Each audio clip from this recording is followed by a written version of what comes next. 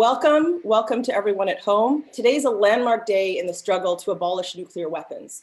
The Treaty on the Prohibition of Nuclear Weapons entered into force today, making nuclear weapons illegal under international law. The treaty prohibits nations from developing, testing, producing, manufacturing, transferring, possessing, stockpiling, using, or threatening to use nuclear weapons. But Canada has not signed the treaty, and we want to change this. So given the dangers, the tremendous dangers of nuclear weapons, the TPNW is a beacon. And in 2017, there were 122 countries that voted in favor of the treaty's adoption at the United Nations, but Canada was not among them, and voted against establishing talks for the treaty, and then boycotted the negotiations, which 2/3 of all countries attended. More recently, Canada voted against a December UN resolution supporting the TPNW, a vote backed by 130 UN member states that reaffirmed support for the Treaty on the Prohibition of Nuclear Weapons. Simply put, our government has been hostile to the initiative. The Trudeau government voted against holding the conference to negotiate the treaty, failed to attend the 2017 conference, at which 2/3 of the world were represented, as I mentioned. And incredibly, they've been doing all of this while asserting their commitment to achieving a world free of nuclear weapons. The Liberals also claim they're seeking to advance a feminist foreign policy, seeking to advance international rules-based order, yet we know the TPNW has been dubbed the first feminist law on nuclear weapons, as it recognizes the disproportionate impact of nuclear weapons on women and girls. So we know that the TPNW strengthens the international rules-based order by making weapons that have always been immoral also illegal. But there's this huge gap between the words and action of the government on nuclear policy, and it's up to us to increase the pressure on Trudeau to live up to this rhetoric, to sign the UN nuclear ban treaty. But the good news is that the momentum is high. There have been a series of initiatives just this week to pressure government. Nearly 100 groups placed ads in the Hill Times. Senate was briefed on the need to sign the TPNW. There was a Liberal NDP Bloc Green press conference that took place yesterday, and there's multiple petitions in circulation, which you'll see in the chat. So that's our celebration. We're celebrating by urging the government to join the TPNW and get on the right side of history. So it's in this context that I'm incredibly excited to be hosting this talk with world-renowned intellectual Noam Chomsky, who graciously accepted our invite to mark this momentous day in the struggle to abolish nuclear weapons. Noam Chomsky is a linguist, professor, cognitive scientist, historian, social critic, and political activist. He's currently laureate professor of linguistics at the University of Arizona. Welcome, Noam. Thank you very much. And hello to the many friends whose names I've seen flashing across the screen, and to everyone else. April 6th, 1945 is a day that's indelibly etched in my memory, and not just the hideous events themselves, also the recognition that human intelligence was ascending, maybe descending, to the level where it would soon be able to destroy everything.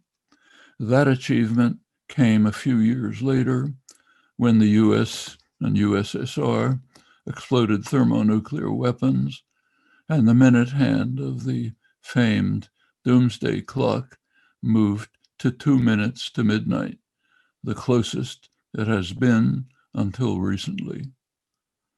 If I can interpolate a personal anecdote which still has pertinence today, maybe more than ever, on April 6th, I happened to be a counselor at a summer camp.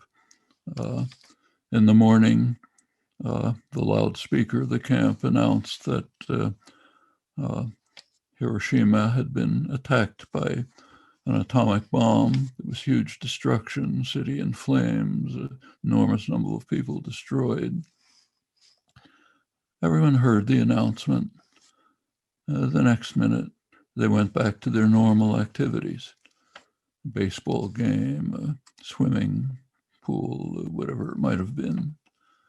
I was so appalled, I couldn't believe it. I simply took off and went off into the woods by myself and tried to think about it. A couple hours later, came back. I've never gotten over that feeling. And we're in exactly the same situation now. Yes, horrible, destroy the world, destroy all life. Let's go on with our next activity.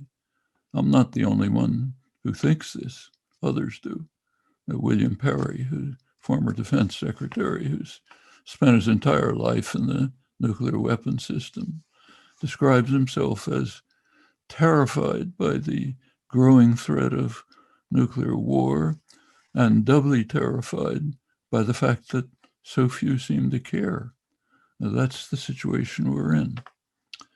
Well, let's go back to the doomsday clock. When President Trump took office, the minute hand began to move towards midnight. It's a process that has continued every year that he's been in office. More recently, also taking into account destruction of the environment that sustains life. 2 years ago, the minute hand once again reached 2 minutes to midnight. Last January, the analysts abandoned minutes and shifted to seconds, 100 seconds to midnight. That's some of the bad news. There's also good news. Trump is gone, at least temporarily, though the poisons he has unleashed are not gone. The next setting of the clock in a few days will probably cease the grim course towards terminal destruction. And there's more good news. There are feasible solutions to the extraordinary challenges we face. For nuclear weapons, the solution is straightforward. Rid the earth of these monstrous creations of the human drive to species suicide. Today marks a momentous step forward in the path towards sanity, the entry into force of the United Nations Treaty for the Prohibition of Nuclear Weapons, signed by 122 nations. That could herald a new dawn. It could, if it were not for the bad news. The bad news is that the signers do not yet include the nuclear powers themselves, and that little word, yet, signifies the momentous task that lies before those of us who hope for a better future, in fact, a future at all. Those who've reviewed the record know that it's a near miracle that we have survived the nuclear age thus far, whether because of numerous accidents or in some cases, the reckless actions of political leaders. The threats are now increasing. I'll return to that. They now include non-state actors who prey on the spread of nuclear weapons technology. There are some leading authorities, like Graham Allison of Harvard, who assign very high probability to nuclear terrorism, most likely a dirty bomb that spreads radiation with lethal effects over large areas. If that happens, it will be the second case of explosion of a dirty bomb. The first was conducted under tight secrecy on July 16th, 1945. That was the first detonation of a nuclear device, the Trinity test. It's another date which will live in infamy. The test was conducted with little planning about possible civilian casualties. It was rushed so that the results would be available to President Truman in the imminent Potsdam Conference on the shape of the post-war world.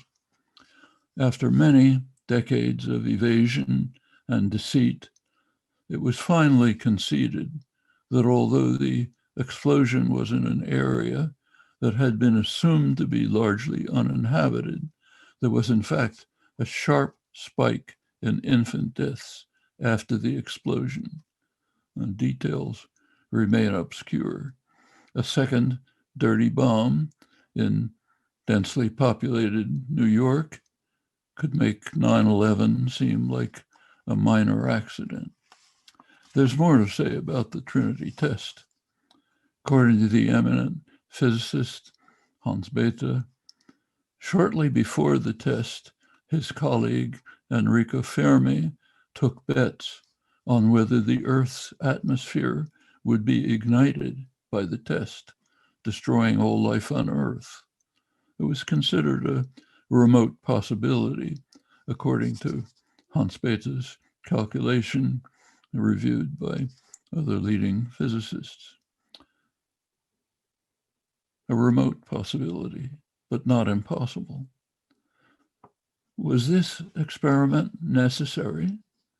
Well, let's assume that the project should have been carried out at all. Could there have been a delay until technology was more advanced and the risks of total incineration, however slight, could have been averted, not to speak of the dead babies? Such questions were dismissed in face of the need to strengthen Truman's hands at Potsdam, where he alone knew the terrible secret and could act accordingly. Well, this is indicative of the mentality that has prevailed through the nuclear age up to the present. That's nothing new among great statesmen of the past, but now the stakes are vastly greater than ever before. Though the nuclear-armed states have not yet signed the treaty on prohibition of nuclear weapons, even among them, prominent figures have advocated this stance. In the United States, in a joint statement by Henry Kissinger, joined by Reagan's Secretary of State, George Shultz, by Sam Nunn, Senate's leading specialist on nuclear weapons, and former Defense Secretary William Perry, whose career has been devoted to nuclear weapons. In Canada, 7 former Canadian prime ministers and foreign and defense ministers, including Lloyd Axworthy, Jean Chrétien, signed an open letter in September 2020 calling on the government to, in their words, show courage and boldness by joining the treaty. I'm quoting this morning's National Observer in Canada. Even short of abolition, important steps can be taken. One category is the elaborate arms control regime that was laboriously constructed in the past 60 years. Another is the establishment of nuclear weapons-free zones around the world. The fate of these measures tells us a great deal about the world we are now facing. Until this millennium, there was slow but significant progress in constructing an arms control regime. Since 2000, it has been virtually dismantled. The destruction began with President George W. Bush. He withdrew the United States from the Nixon-Brezhnev ABM treaty. The demolition job was virtually completed by Trump, who canceled the Reagan-Gorbachev INF treaty, more recently the Open Skies Treaty that goes back to Eisenhower, and rejected Russian requests to renew the New START treaty, due to expire in a few weeks. With these gone, the arms control regime collapses. Fortunately, in the first few days in office, President Biden offered to extend the New START treaty, offering some hope. Equally good news this morning, the Kremlin accepted, in fact, welcomed this acceptance of what had been their position. Well, while dismantling the limited protections afforded by arms control, Trump also escalated the threat of catastrophe by developing new and much more dangerous weapon systems. The lesser powers have been making their own similar contributions to disaster. I'll return in a moment to the second way to mitigate the awesome threat of nuclear weapons-free zones. The fate of these endeavors is highly instructive, but let me take a step aside for a moment with a brief reflection on what's taking place before our eyes. There have been almost 4 billion years of life on Earth. During these years, one creature very recently has developed higher intelligence of a kind that is completely lacking in the tens of billions of other species that have inhabited the planet.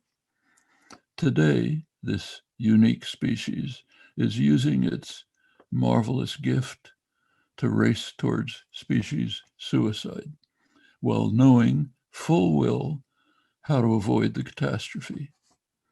If this is not an illustration of sheer insanity, I'd like to hear a better one. It's worth thinking about. One can imagine what an extraterrestrial intelligence, if one exists, would make of this spectacle. Well, let's return to Earth and turn to the second way to address the threat of nuclear war, establishment of nuclear weapons-free zones. Now, this approach has had some success. Much of the world has indicated its abhorrence of these hideous inventions by establishing such zones.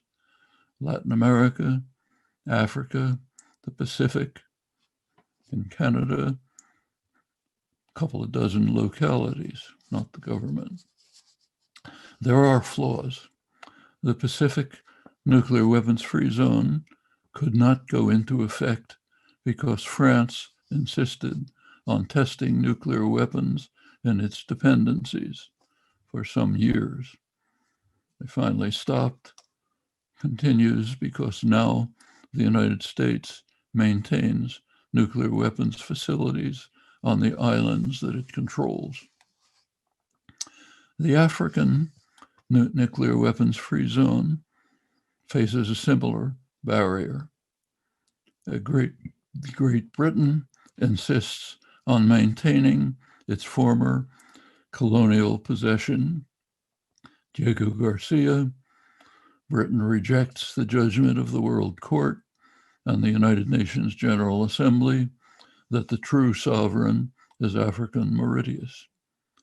Britain expelled much of the population in order to provide the United States with a military base. This was upgraded to accommodate nuclear weapons under Obama. It's not mere symbolism. Diego Garcia is a major base for US bombing in Central and West Asia, and it blocks full implementation of the African nuclear weapons-free zone. Well, despite these flaws, the steps are important. By far, the most important nuclear weapons-free zone would be in the Middle East. If it were established, it would eliminate what the United States, Israel, the Gulf dictatorships, what they claim for many years to be one of the greatest threat to world peace, Iranian nuclear programs. The recognition of this threat is not unanimous. The United States intelligence has informed Congress that if Iran has plans to develop nuclear weapons, it would be part of Iran's general strategy to deter aggression from its more hostile neighbors, Israel and the Gulf states, which have far more advanced military systems than Iran. But let's put disbelief aside. Let's accept the claim that Iran's nuclear programs exist and that they are a leading threat to world peace. Well, every sane person should therefore welcome the possibility of ending the threat peacefully without criminal assassinations, sabotage, large-scale cyber war, and murderous sanctions to which the world is forced to conform under U.S. threat, serious tensions, provocations that might lead to devastating war. And war is not a remote possibility. Iran is openly under threat of attack by the United States and Israel. If it's attacked, it would very likely retaliate with missile attacks on the world's major petroleum facilities in northeast Saudi Arabia, well within range. After that, one hates to imagine. Well, surely putting an end to these terrible ongoing crimes, horrifying possibilities, that would be a most welcome development if it were possible. And it is possible. In fact, it is simplicity itself, and everyone knows how. Establish a nuclear weapons-free zone in the Middle East with intensive inspections. Can those inspections be reliable? We know the answer. Yes, definitely. Even US intelligence agrees that they were highly reliable before Trump withdrew from the joint agreement on nuclear weapons with Iran. Are there obstacles to establishing the zone? Not from the Arab states. They actually initiated the proposal decades ago. They've been strenuously advocating it ever since.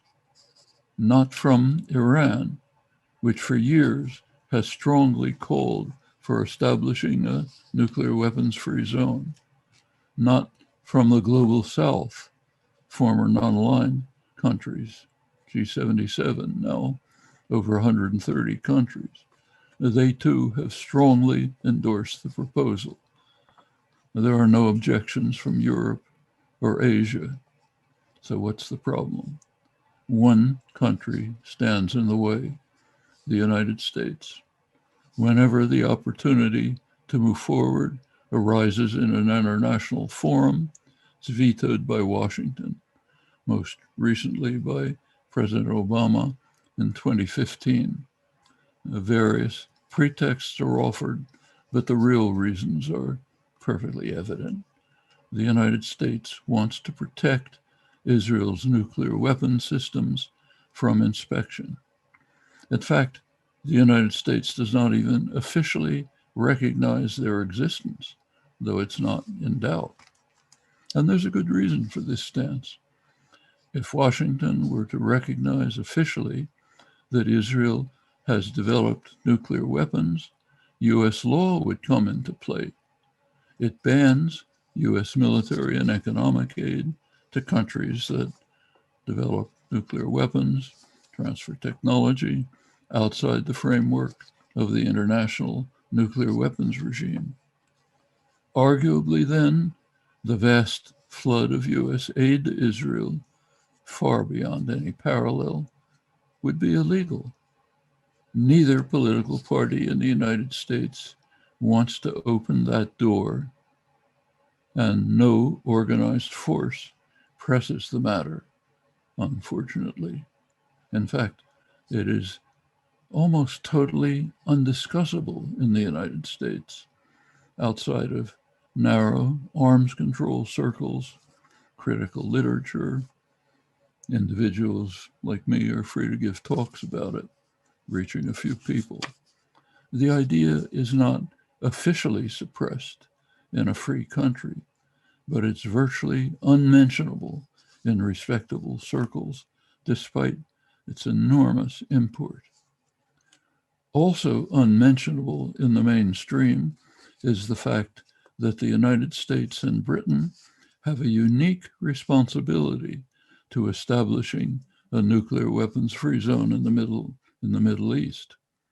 When these two governments were planning their invasion of Iraq, they tried to construct some thin legal cover for the aggression by appealing to United Nations Security Council Resolution 687, 1991, which had called on Iraq to terminate its development of weapons of mass destruction. The two aggressors, US and Britain, claimed falsely that Iraq had failed to do so. You take a look at Resolution 687, you discover that it commits its signers to move to establish a nuclear weapons-free zone in the Middle East. So, although Iraq, under Saddam, had in fact complied with Resolution 687, the United States and Britain continue to violate it in isolation. Now, these are no minor facts. Tensions in the Middle East are very real and ominous for the region and for the world. Many of the tensions arise from Iran's nuclear programs and the alleged threat that they pose, an existential threat that calls for a violent reaction in the official Israeli version, often echoed in the United States. It is then of considerable import that there's a straightforward way to resolve the matter peaceably, and that is beyond discussion. 40 years ago, some of the largest demonstrations in history took place in North America and Europe, protesting plans to install highly destabilizing weapons in Europe. That was a large part of the background for the Reagan-Gorbachev Treaty in 1987, banning these weapons, significantly lowering the threat of war. The treaty was demolished by Trump's wrecking ball on the eve of Hiroshima Day in 2019, followed at once by deployment of weapons violating the treaty, so as to show that Trump really meant business in marching to disaster. With today's progress in ending this hideous era, we should remember the events of 40 years ago and the many other occasions when popular mobilization, dedicated action made a difference. Without it, we will drift between regression and normalcy, a state that cannot be tolerated. The tasks are very clear. Thank you. Thank you so much, Noam, for your brilliant presentation, for filling us in on both recent developments as well as the very critical history that we need to be able to piece all of this together, and for reminding us just how very, very terrible the threat posed by these weapons is, and by extension, the need for action and pressure from civil society. So we're now moving on to the Q&A portion. Looking very forward to hearing more from you, Professor Chomsky, during this period. And we have lots of questions from the audience.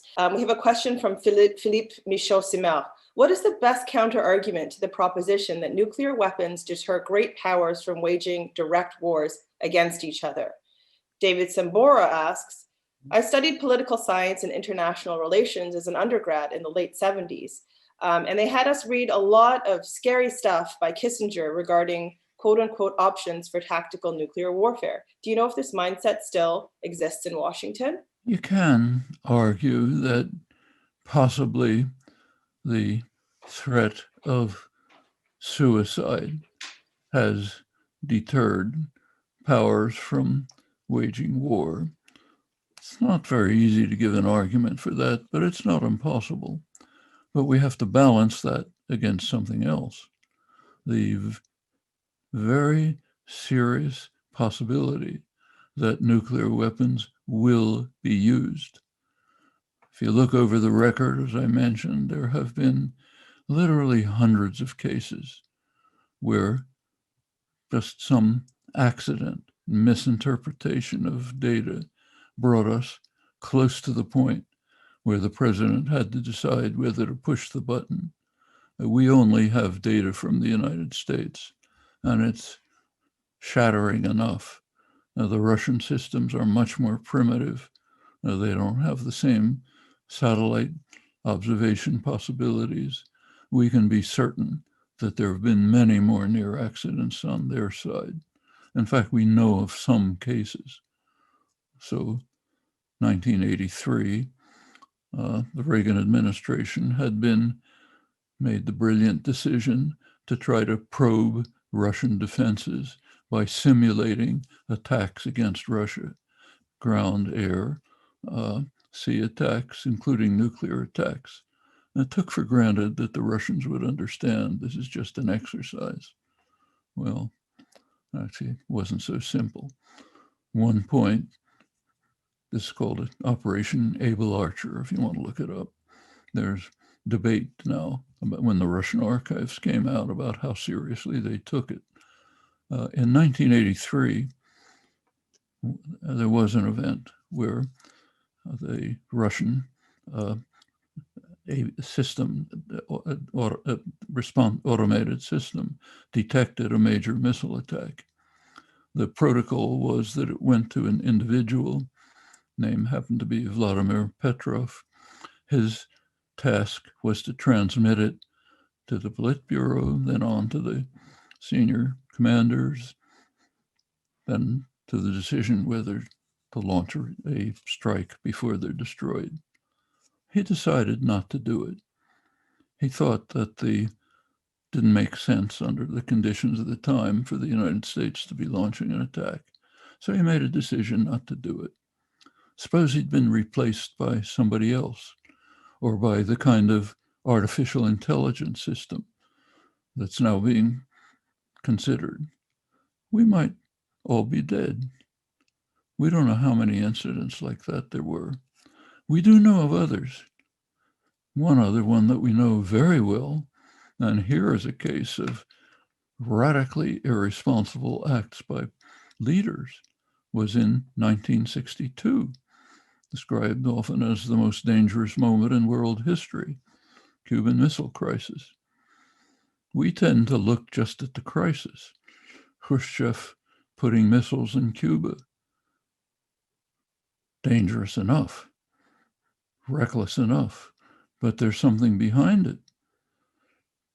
The United States had been carrying out a major terrorist war against Cuba, launched by President Kennedy in the hands of his brother, Robert Kennedy, for whom it was his prime responsibility to bring what was called the terrors of the earth to Cuba.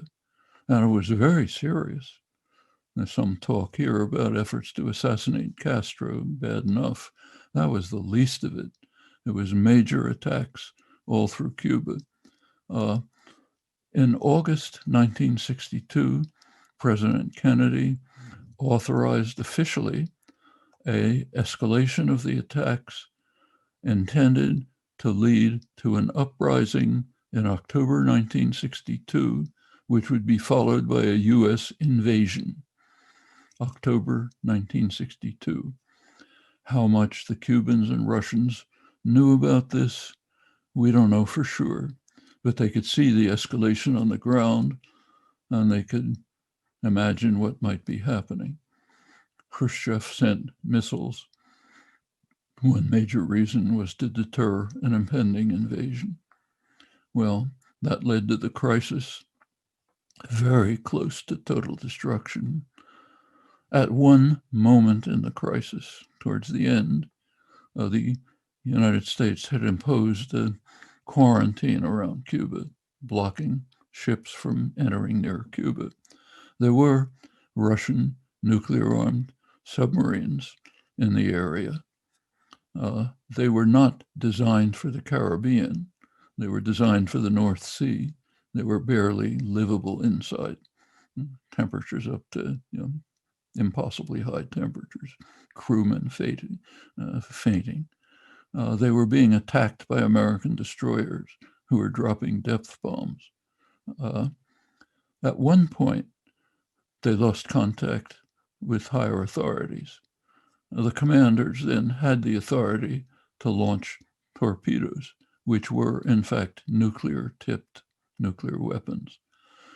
In one submarine, the commander decided to launch them. Protocol was that 3 officers had to agree. 2 agreed. 1, Vasily Arkhipov, didn't agree. We're alive. If they had launched those nuclear missiles, US surely would have attacked with nuclear missiles in Europe. We'd be done. That's the downside of maintaining nuclear weapons, a small part of it. So with that history understood, and it should be, placing that in the balance against the conceivable possibility that the nuclear weapons might have a deterrent effect leads to a judgment which I think is pretty clear. We cannot risk living in a world like that. The next questions. What incentives may there be for Canada to sign the TPNW beyond the obvious threat of nuclear weapons? What might push the government more towards becoming a signatory instead of hesitating behind deterrence policies and their NATO membership? First part of the question. Second question, is it possible to sign the treaty and remain in NATO, or for that matter, be allied with the US? Does signing mean outlawing all of the ways Canadian industry supports nuclear weapons? See if I understood. The first had to do with membership in NATO. The second with helping in the design and development of nuclear weapons. Correct. Well, very good questions. I think they answer themselves.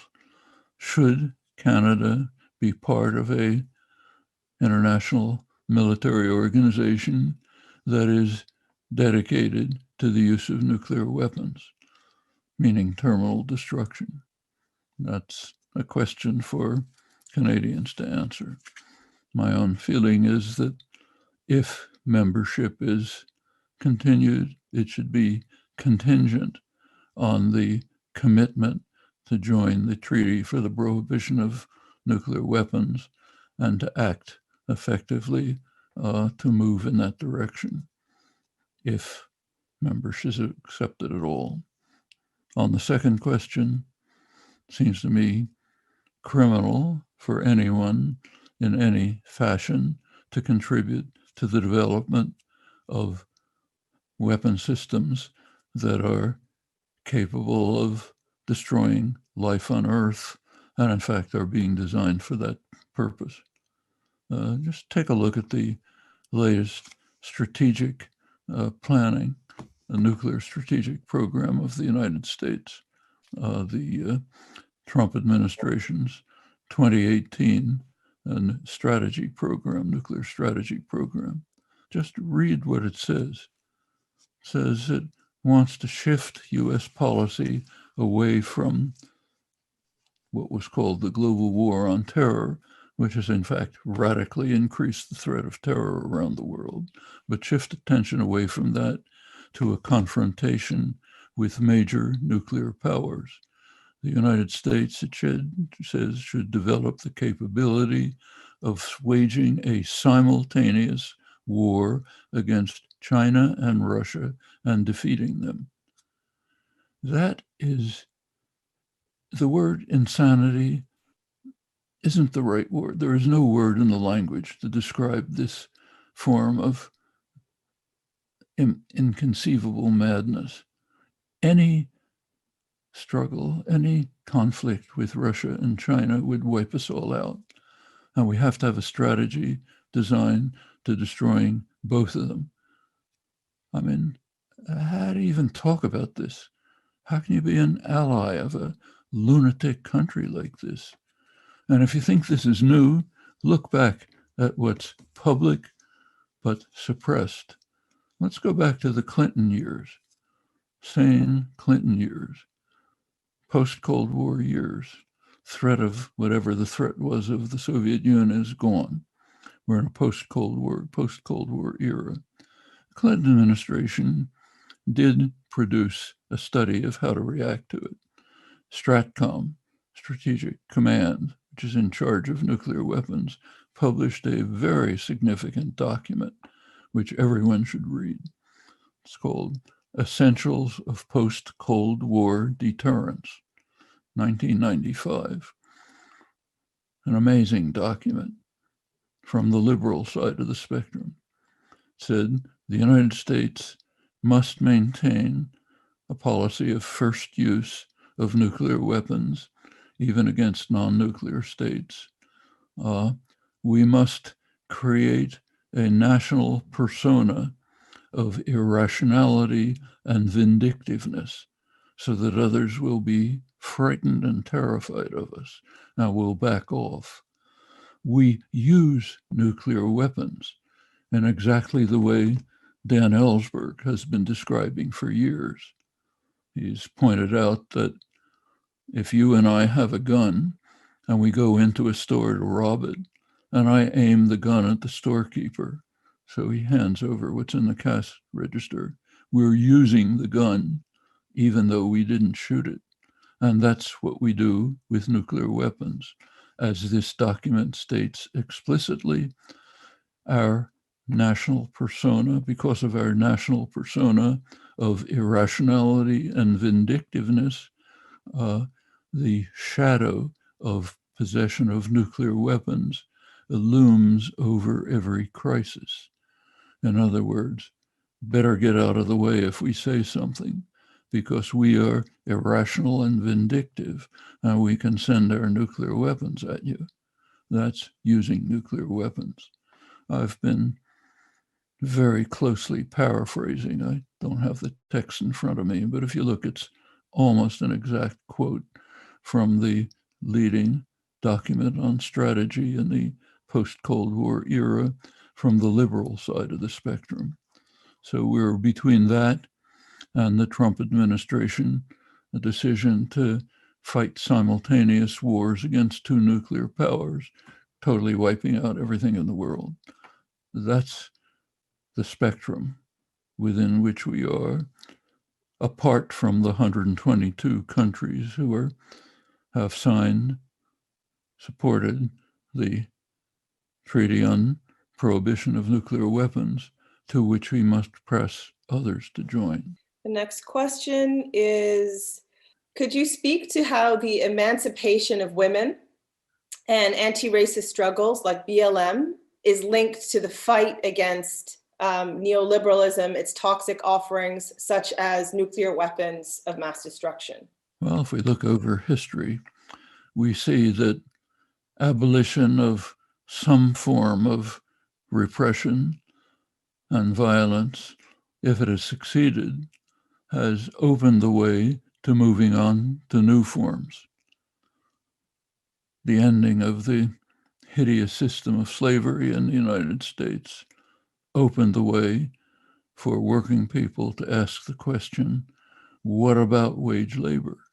How different is that from slavery? Led on to very important developments. It's been the case over and over.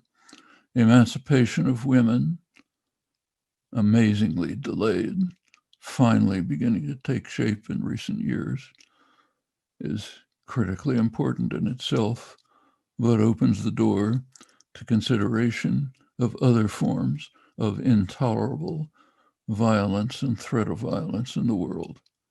The rising concern over racial oppression does the same. We just a couple of days ago commemorated Martin Luther King, mainly remembered for his 1963 I Have a Dream address. That was the address was about a pretty narrow issue, voting rights, though bigger issues were in the background. Well, winning voting rights was a major achievement. It opened the door to furthers.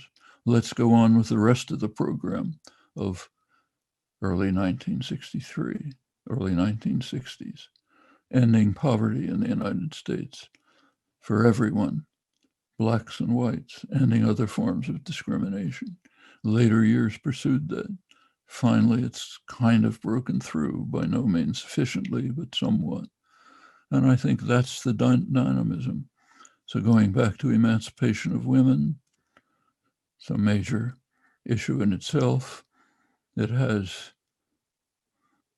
an impact, and it instigates other movements, partly this one. And in fact, women have very often, in fact, typically been in the forefront of the struggle against nuclear weapons.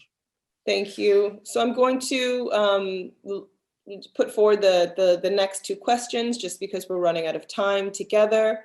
The first one is, with most of our trade in the US and a long border, how can Canada disengage from US hegemony and develop an independent foreign policy? So that's the first one. And then, thank you for your wonderful talk, dear Professor Chomsky. What can the people do at the grassroots level to counter the nuclear threat? Well, at the grassroots level, there's no limit. I mentioned the huge uprisings in the early 80s, biggest demonstrations in history. They had an effect. Not enough, but some. They chipped away at the danger. They're part of the background for the INF Treaty of 1987, which was a major step towards giving us some time to survive and to move on to eliminate the threat. Well, those demonstrations ended when the INF Treaty was signed. They shouldn't. They should go on to the next step. And that's true right now. We know how it can be done.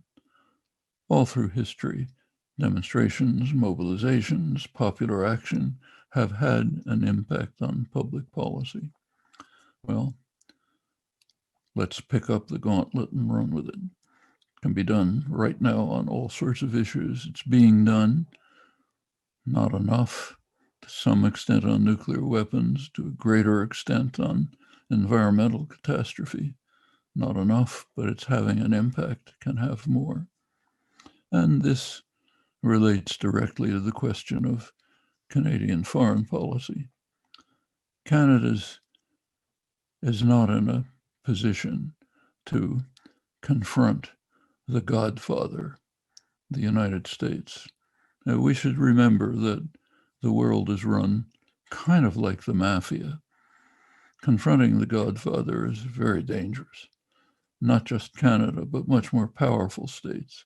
And take Iran again. The European Union, which could potentially have power comparable to the US if it got its act together. It's not a small place, bigger economy than the United States. They're strongly opposed to the Iran sanctions, but they have to conform. Because if they don't conform, the Godfather throws them out of the international financial system. So they complain, but they conform. In fact, we just saw most dramatic illustration of how the world works. The UN sanctions on Iran, which are crushing, destroying the country, killing massive people. Those sanctions are opposed by Europe. The UN sanctions ran out. The United States called on the United Nations to renew them. Security Council refused. Every US ally was opposed. No problem. Secretary of State Mike Pompeo went back to the Security Council and said, sorry, folks, you're reinstituting the sanctions. Here they are. They're renewed. Europe complained, but they're not going to do anything about it. Power's too strong. The world doesn't have to be like that for Europe or Canada. Alternative financial systems can be constructed. Pressures can be placed on the United States. Countries like Canada can do things by themselves. You know, take a look at the Canadian press this morning. You'll see that, I'm sure you know, oil and gas companies are screaming their heads off because President Biden canceled the Keystone XL pipeline. And they say that's going to harm the growth and development of Canada's oil and gas industries. In other words, it's going to hamper Canada's commitment to destroy the environment in which human life can continue. Big tragedy, okay? Well, does Canada have to do that? That's part of Canada's foreign policy. Canadian mining enterprises are the bane of the developing world. I've seen it personally in poor countries where Canadian mining projects are just destroying the possibilities of life. Does Canada have to do that? Does Canada have to refrain from joining the treaty to prohibit nuclear weapons? Officially, at least, Canada claims not to have any nuclear weapons on its territory. Fine, then sign the treaty saying we're going to join Latin America in a nuclear weapons-free zone. That's further pressure on the United States, the holdout. Well, lots of things can be done. There are limits. As the world now exists, the Godfather imposes limits, but internal forces in the United States can undermine that power in solidarity with actions of others abroad. We can move towards a much better world, not only in the sphere of US power and influence, but in other spheres of violence and repression as well, China's particularly. All of these things can be done. Thank you so much, Professor Chomsky, for reminding us about the power that we do have. That's all the time we have today for our Q&A. Thank you to our audience for your excellent questions. I'm so sorry we couldn't get to all of them.